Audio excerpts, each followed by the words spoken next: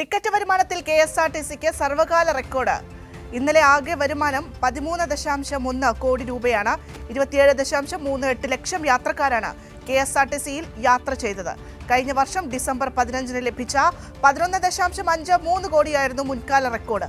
നൃപൻ ചേരുന്നുണ്ട് വാർത്തയുടെ വിശദാംശങ്ങളുമായി. നൃപൻ, അതായത് മന്ത്രി കെ.ബി. ഗണേഷ് കുമാർ അദ്ദേഹം മന്ത്രിയായതിനു ശേഷം വലിയ രീതിയിലുള്ള മാറ്റമാണ് കെഎസ്ആർടിസിക്ക് ഉണ്ടായിട്ടുള്ളത്. അതിലെ ഏറ്റവും ഇപ്പോൾ ഇതാ ചരിത്രപരമായിട്ടുള്ള ഒരു കാര്യത്തിലേക്ക് തന്നെ കടക്കുന്നു എന്നുള്ളതാണ്. ചരിത്രം സൃഷ്ടിച്ചിരിക്കുന്നു.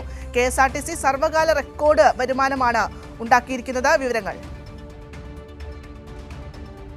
വലിയ തിരിച്ചുവരവ് തന്നെയാണ്. വലിയ വരുമാന വർധനവിൽ വലിയ കുതിച്ചുകയറ്റം കെഎസ്ആർടിസി ഉണ്ടാക്കിയിരിക്കുന്നു. കെഎസ്ആർടിസിയുടെ ചരിത്രത്തിന് തന്നെ സർവകാല റെക്കോർഡ് കളക്ഷനാണ് കഴിഞ്ഞ ദിവസം സംഭവിച്ചിരിക്കുന്നത്. 13.02 കോടി രൂപ എന്ന വരുമാനം കെഎസ്ആർടിസി കടന്നിരിക്കുന്നു. ഇതിൽ ടിക്കറ്റ് വരുമാനം 12.18 കോടി രൂപയും ടിക്കറ്റ് ഇതര വരുമാനം, അതായത് നേരിട്ടുള്ള കെഎസ്ആർടിസിക്ക് ടിക്കറ്റ് വരുമാനത്തിൽ നിന്ന് ലഭിക്കുന്ന തുക അല്ലാതെ ലഭിച്ച ആകെ തുക എന്ന് പറയുന്നത് 83.49 ലക്ഷം രൂപയാണ്. അങ്ങനെയാണ് റെക്കോർഡ് കളക്ഷൻ, സർവകാല റെക്കോർഡ് കളക്ഷനിലേക്ക് കെഎസ്ആർടിസി കടന്നത്.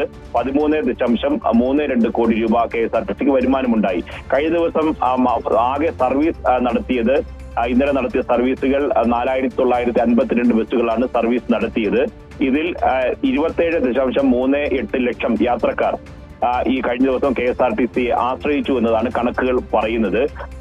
ഗതാഗത മന്ത്രിയായിട്ടുള്ള കെ.ബി. ഗണേഷ് കുമാർ തന്നെ ഇത് ഫേസ്ബുക്കിൽ അദ്ദേഹത്തിന്റെ പോസ്റ്റായി ഇട്ടിട്ടുണ്ട്. അത് അദ്ദേഹം അതിൽ പറയുന്ന മുഖവരിയായി പറയുന്നത്, ഇപ്പോൾ നമ്മൾ ആഘോഷിച്ചില്ലെങ്കിൽ പിന്നെ എപ്പോഴാണ് ഈ വിജയം ആഘോഷിക്കുക? ചരിത്രത്തിൽ ഇതാദ്യമായാണ്. ഈ നേട്ടത്തിൽ നമ്മൾക്ക് അഭിമാനിക്കാം. നമ്മൾ അസാധ്യമായി നമ്മൾക്കൊന്നുമില്ല എന്ന് കെഎസ്ആർടിസി ഇപ്പോൾ തെളിയിച്ചിരിക്കുന്നു. അതിന് മുന്നിൽ നിന്ന് പ്രവർത്തിച്ച കെഎസ്ആർടിസി ജീവനക്കാരെ നിങ്ങൾ ഓർമ്മിച്ച് താൻ അഭിമാനം കൊള്ളുന്നു എന്നാണ് കെ.ബി. ഗണേഷ് കുമാർ പറഞ്ഞത്. ഭദ്ര പറഞ്ഞതുപോലെ ഒന്നാം പിണറായി സർക്കാരും രണ്ടാം പിണറായി സർക്കാരും കെഎസ്ആർടിസിയിൽ നടത്തിയ കാലോചിതമായ മാറ്റങ്ങളുടെയും പരിഷ്കരണങ്ങളുടെയും ഫലമായിട്ടാണ് കെഎസ്ആർടിസി ഈ സർവകാല റെക്കോർഡിലേക്ക് കടന്നിരിക്കുന്നത്. ഭദ്ര.